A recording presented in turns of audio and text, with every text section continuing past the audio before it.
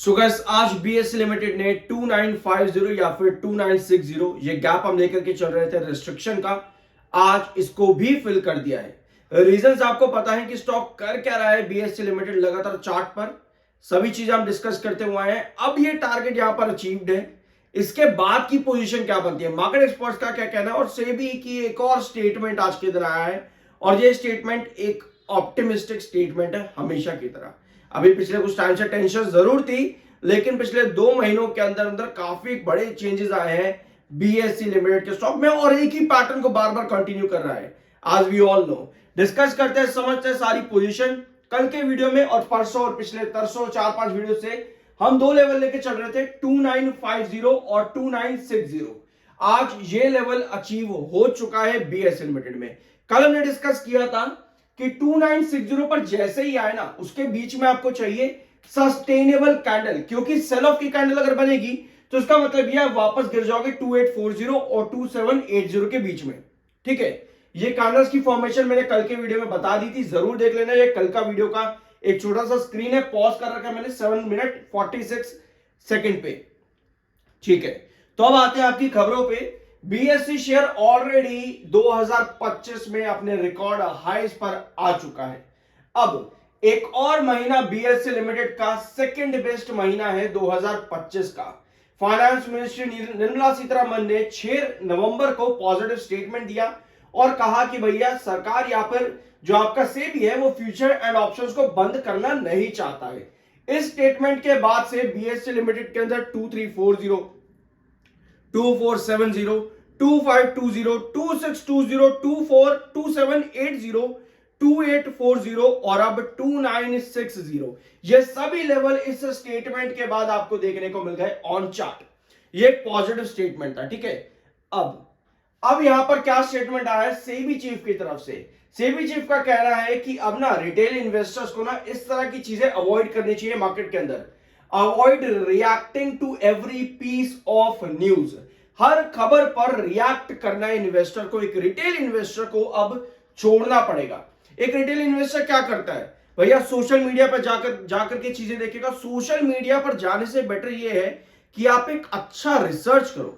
आपके पास घर में वाईफाई है? नहीं है, कोई दिक्कत नहीं। आपके मोबाइल में डाटा है? नहीं है, कोई दिक्कत नहीं। आपके घर में न्यूज़पेपर आता? नहीं आता, कोई दिक्कत नहीं है। क्या करो, आप अपने इन्वेस्टमेंट्स पर बार बार गो थ्रू हुआ करो। आप देखा करो कि जो मैंने इन्वेस्टमेंट करके रखा है ये चार्ट पर किस तरह से चल रहा है। एटलीस्ट अगर हम इन्वेस्ट करते हैं तो हमारे पास चार्ट तो है अवेलेबल, तभी कर पा रहे हैं ना। तो अगर आप कुछ भी नहीं कर सकते, आपके पास वाईफाई भी नहीं है, कुछ भी नहीं है, ऐसा तो है नहीं, ये सब चीजें होगी नहीं आपके पास में, होंगी जरूर होंगी। तो सेबी का यही कहना है कि आप किसी भी आलतू फालतू की न्यूज पर इस तरह से रिएक्ट मत करो। अगर आप लॉन्ग टर्म इन्वेस्टर हो तो आप एक लॉन्ग टर्म इन्वेस्टर की तरह ही काम करो। ठीक है, यह कहना है यहां पर सेबी की तरफ से, ये पॉजिटिव स्टेटमेंट है। There is no contradiction between a private equity investor existing and a broader purpose for the primary market. Emphasize on long term investing. Long term investing पर emphasis इन्होंने डाला है। हमें सोशल मीडिया की news पर बिल्कुल react नहीं करना चाहिए। कल मेरे पास एक कमेंट भी आया था कि सर एक यूट्यूब पे मैंने देखा एक न्यूज आ रही है इस तरह की, क्या होगा? अरे भैया, यूट्यूब कब से कौन सी क्रेडिबिलिटी वाला सोर्स होने लग गया? पहली बात, पहले तो आप ये देखो कि सामने वाला कितना सर्टिफाइड है। NISM सर्टिफाइड एग्जाम दिया है, क्लियर किया है। पहले आप सर्टिफिकेशन देखो कि सामने वाली क्रेडिबिलिटी रखता भी कि नहीं रखता। सेबी का यही कहना है। देखो ये सब ना आप ही लोगों के लिए फायदेमंद है। आप लोगों को लगता है कि भैया क्या भाषणबाजी कर रहा है, टाइम वेस्ट कर रहा है। टाइम वेस्ट नहीं है। अगर हम अपने ही फायदे की बात सुनने को कहेंगे कि टाइम वेस्ट है, तो भैया फिर चलो जी चलो, जो मन करे वो करो। क्या क्या फायदा उस चीज का? तभी कहता हूं आपके पास गूगल है, सब कुछ आपके हाथों में है। कोई भी न्यूज आप कहीं सुन रहे हो उसकी क्रेडिबिलिटी चेक करो, सर्च करो, रिसर्च करो अच्छी तरीके से। यही सेबी का भी कहना है कि भैया आपके पास कुछ भी न्यूज आ रही है जल्दी से रिएक्ट मत करो। अगर आप लॉन्ग टर्म इन्वेस्टर हो, सही तरीके से उसको पहले समझो, न्यूज को क्या है, सही रिसर्च करो, तब जाकर के सही डिसीजन लो। तो ये स्टेटमेंट मेरे हिसाब से पॉजिटिव है, इसका कोई नेगेटिव इंपैक्ट नहीं पड़ना चाहिए। बाकी रिटेल इन्वेस्टर्स का माइंड जो है देखो वही बताता है कि वो क्या चाहते हैं। मार्केट एक्सपर्ट्स यहां पर क्या कह रहे हैं? Centrum broking technical and derivative research equity research assistant vice president Nilesh Jain इनका कहना है कि बीएसई लिमिटेड में अभी भी बाइंग करनी चाहिए, अभी भी बीएसई में बाइंग करनी चाहिए। टारगेट जो है 3100 का देखने को मिल सकता है, यानी कि कल वेडनेसडे की क्लोजिंग से 7% और अपसाइड पोटेंशियल देखने को मिलेगा बीएसई लिमिटेड में। ये है मार्केट एक्सपर्ट्स 3100 यहां से और देखने को मिल सकता है। आज ऑलरेडी 2960 ये रिस्ट्रिक्शन अचीव कर चुका है स्टॉक। हमें चाहिए क्या? चार्ट पर आपको पता है कि कंसोलिडेशन हर एक रिस्ट्रिक्शन पर देखने को मिला है। 2,43,000 इस समय बायर है, 10,15,000 इस समय सेलर है। बायर और सेलर के बीच का डिफरेंस आज काफी बड़ा और डेफिनेटली होगा भी, क्योंकि अब आप टेक्निकली 82.5 के एमएफआई पर आ चुके हो, जो कि बेयरिश है। 74.2 का आपका RSI है। टेक्निकल्स अब यहां पर आपके बेयरिश हो चुके हैं। आपको अच्छे से याद होगा जब आप 2470 से लेकर के 2340 के बीच में आए थे, वहां भी आपके टेक्निकल्स 86 के आसपास थे, लेकिन स्टॉक ने क्या किया? कंसोलिडेशन किया उन दो लेवल्स के बीच में और अपने टेक्निकल्स को न्यूट्रल किया। यही चीज मैं आपके साथ बार बार डिस्कस कर रहा हूं कि अगर स्टॉक को रिटर्न देना होता है ना, इतने हैवी टेक्निकल्स पर भी अगर रिटर्न उसको देना है, तो वो आपको साइंस दिखाएगा कि भैया देखो मैं कंसोलिडेट कर रहा हूं और मेरे टेक्निकल्स न्यूट्रल हो रहे हैं एक रेंज के अंदर रह करके। फिर वो ब्रेकआउट देगा आप लोग को, यानी कि आपको साइंस मिलने शुरू हो जाएंगे। हमें इधर उधर किसी से जाकर के पूछने की जरूरत ही नहीं पड़ेगी कि भैया मैं क्या करूं।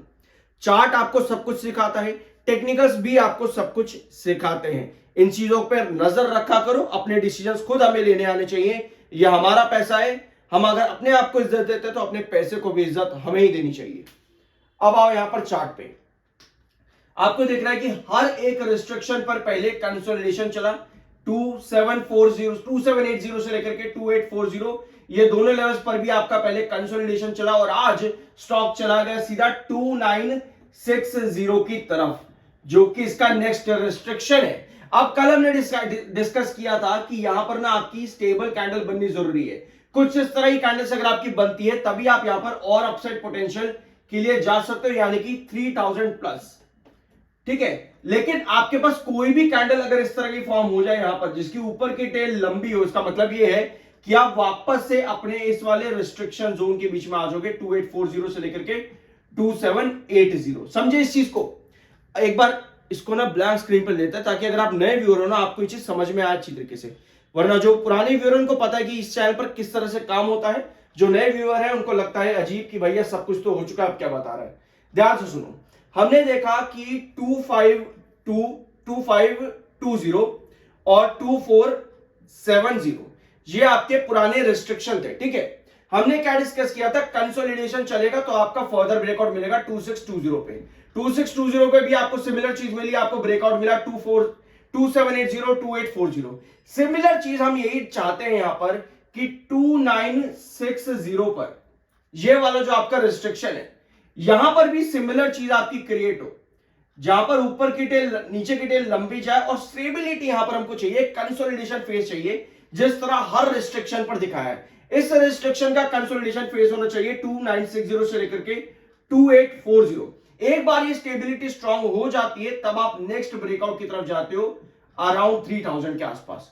तो सिमिलर पैटर्न बार बार आपका क्रिएट हुआ है, चाहे आप 2100 से देखो, चाहे आप 2220 पर देखो, 1 आवर टाइम फ्रेम 222 आप लोगों को याद होगा, चाहे आप 2340 देखो, 2470, सभी लेवल्स पर सभी रिस्ट्रिक्शन पर स्टॉक ने इसी तरह से कंसोलिडेट किया है, एंड ब्रेकआउट दिया है।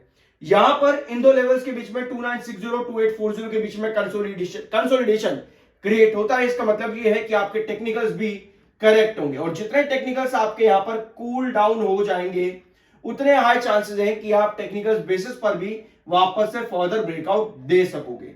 तो ये है लॉन्ग टर्म ट्रेजेक्ट्री अभी तक की बीएसई लिमिटेड में। शॉर्ट टर्म में आपको यह देखना होता है कि आप क्या चाहते हो, क्या आप सेटिस्फाइड हो, आपका एसएल अपना खुद का होना चाहिए, आपको पता होना चाहिए कि मुझे क्या पोजीशन रखनी है, कितनी पोजीशन रखनी है, रादर देन कि हम इधर उधर जा करके पूछे भैया आप क्या करें। अपने पैसे को इज्जत गवाते हुए किसी और से जाकर के पूछो, उससे बेटर ये है कि हम अपने डिसीजन खुद से लें।